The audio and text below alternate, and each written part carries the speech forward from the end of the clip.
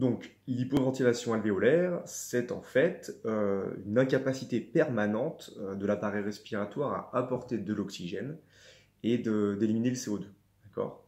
Donc, suite à cette incapacité, on va avoir un patient qui va monter son dioxyde de carbone, donc il va devenir hypercapnique.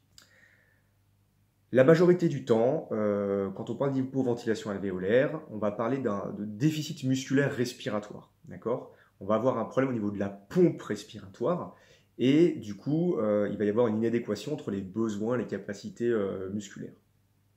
Pour faire simple, on va prendre un exemple qui va illustrer du coup ce que je viens de dire. C'est que si vous prenez un syndrome restrictif, donc vous vous souvenez bien, le syndrome restrictif, c'est un syndrome où en fait on a une pénibilité à faire rentrer du volume dans les poumons du patient. D'accord?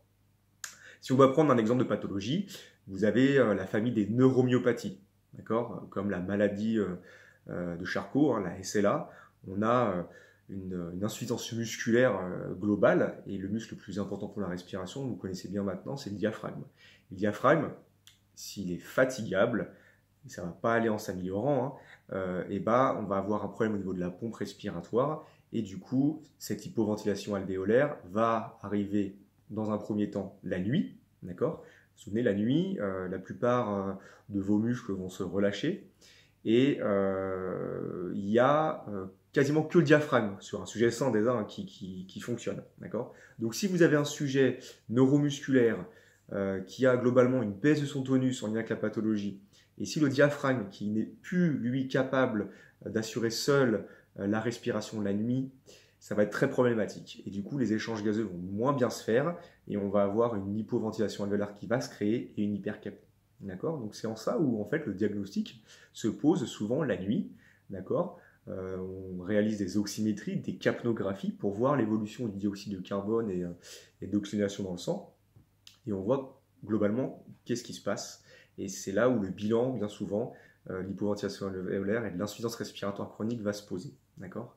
Donc c'est très flagrant dans la neuromyopathie, dans la myopathie du chêne par exemple chez les enfants, dans certaines pathologies neurologiques, neuromyopathie telles que la SLA, mais d'autres syndromes restrictifs aussi, typiquement sur le kyphoscoliotique, d'accord, le patient qui est vraiment déformé au niveau de la colonne vertébrale et surtout au niveau thoracique. Vous imaginez bien que le diaphragme aussi va potentiellement se mettre dans des courses musculaires qui sont néfastes pour assurer des bons échanges. Le diaphragme va se fatiguer et on peut avoir cette apparition d'hypoventilation alvéolaire dans cette pathologie-là. Le SOH, le syndrome d'obésité hypoventilation, le patient obèse, d'accord, son diaphragme, encore une fois, va avoir une pénibilité à assurer sa fonction de par l'excès de tissu adipeux autour de lui. Et la nuit, ça va être très compliqué pour assurer ces bons échanges parce qu'il ne va pas être capable d'assurer l'ouverture thoracique suffisante pour faire entrer de l'air. D'accord? Donc dans le syndrome restrictif, c'est vraiment validé et vous comprenez pourquoi, qu'à un moment donné, dans la pathologie restrictive, enfin, dans ce qui rentre dans ces syndromes-là, restrictifs, qu'à un moment donné, le patient, dont on verra les signes cliniques après, hein, mais il va avoir besoin d'un soutien respiratoire qui va être au début nocturne. Et si on a une pathologie neuromusculaire irréversible avec une dégradation progressive du muscle, et cette observance va augmenter. C'est-à-dire qu'on va avoir des patients au début qui vont garder juste leur ventilation nocturne, du coup reposer le diaphragme sur la ventilation non invasive, et la journée avec un diaphragme plus, on va dire, endurant. D'accord?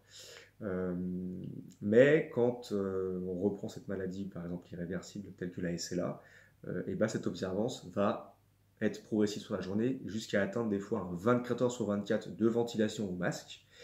Et là, du coup, ça fait intervenir un autre débat.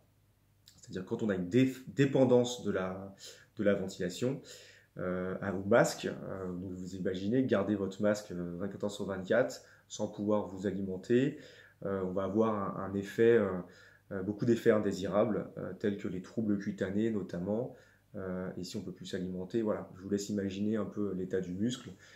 l'état du patient surtout. Donc se pose la question de la continuité des soins et se pose aussi la question de la trachéotomie sur ces pathologies-là. Donc ça, c'est un autre débat, je ne veux pas rentrer dedans aujourd'hui.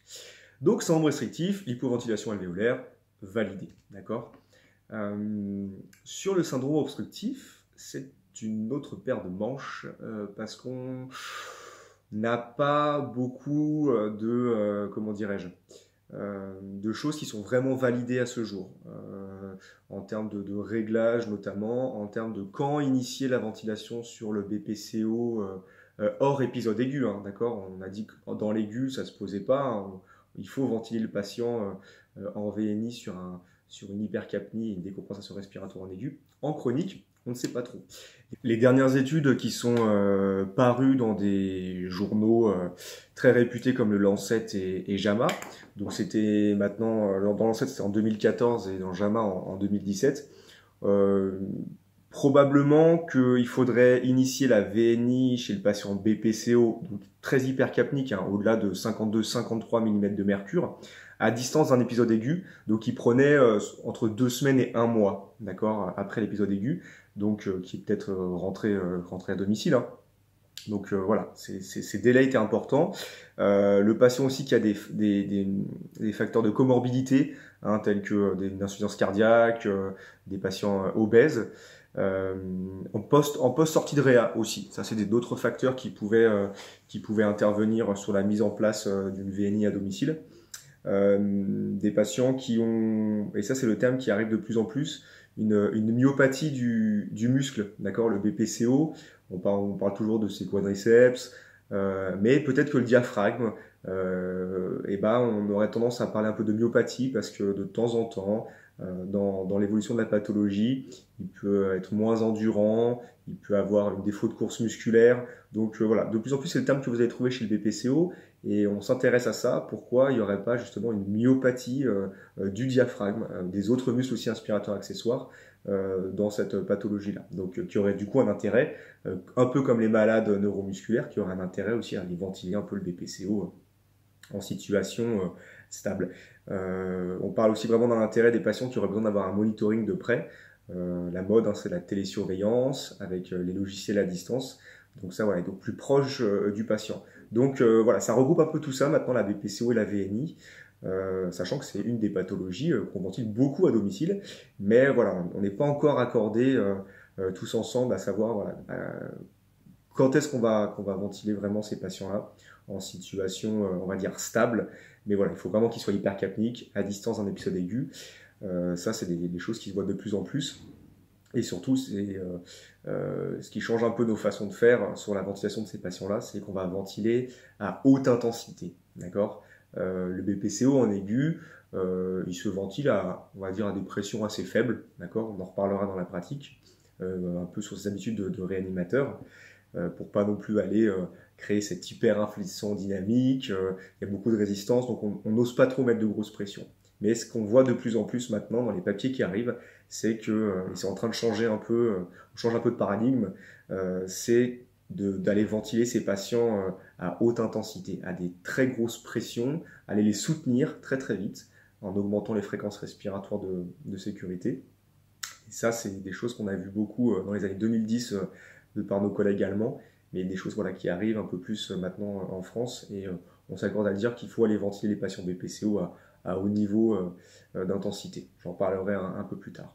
Donc voilà un peu sur le BPCO qui est un peu plus controversé du coup que les sujets restrictifs tels les neuromusculaires où c'est bien cadré, et on sait que chez les neuromusculaires, ça va améliorer leur confort de vie, ça va améliorer, comment dirais-je, leur survie aussi, hein. Il n'y a pas que leur confort de vie, mais la survie. Et ça, c'est vraiment validé, comme la SLA, par exemple. Donc, pour faire un petit résumé, ce qu'il faut retenir, c'est que la VNI, il faut voir ça comme une assistance ventilatoire, hein, qui peut être alimentée, donc j'en ai parlé, en air ambiant, mais aussi des fois avec de l'oxygène. On peut rajouter de l'oxygène sur la VNI. Donc, il faut voir ça comme un muscle respirateur accessoire. D'accord ? C'est quelque chose qui va décharger le diaphragme, ok ?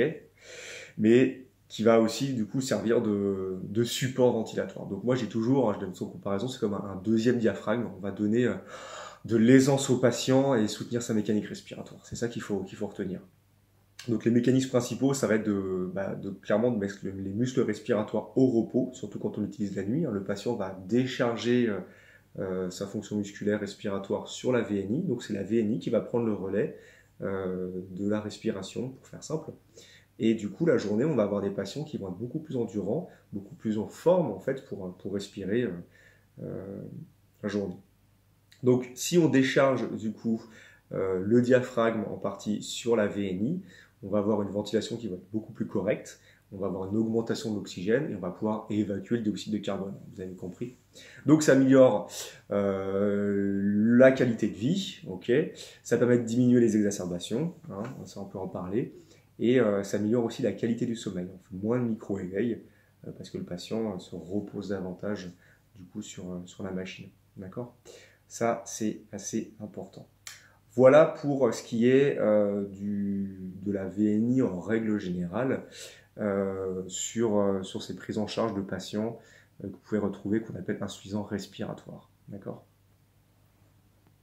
Si on doit faire un petit point sur l'utilisation de la VNI en kinésithérapie respiratoire, pour vous introduire ça, moi je vais vous parler un peu plus de mon expérience sur les soins intensifs.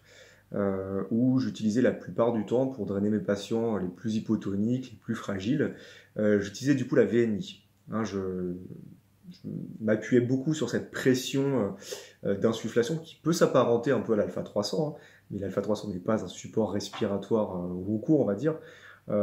Mais du coup, le fait d'utiliser ponctuellement sur plusieurs dizaines de minutes, d'utiliser la VNI, notamment sur le désencombrement bronchique, ça permettait d'augmenter la performance des muscles respiratoires et de réduire les épisodes de désaturation. Ça, c'était ce qu'on recherchait énormément sur les séances de kiné respiratoire. Bien sûr, on réduit aussi la dyspnée et la fatigue du patient.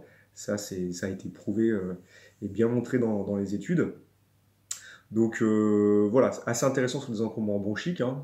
Vous l'avez compris, hein, le fait d'aller mettre de la pression sur les sécrétions permettait de faire remonter plus facilement les sécrétions. Sur les patients qui avaient tendance à avoir des poumons condensés, atelectasiés, on jouait beaucoup sur le positionnement, sur posturer les patients en latérocubitus, en essayant de mettre en supralatéral le poumon qui avait tendance à moins bien s'ouvrir, à moins bien, on va dire, ventiler.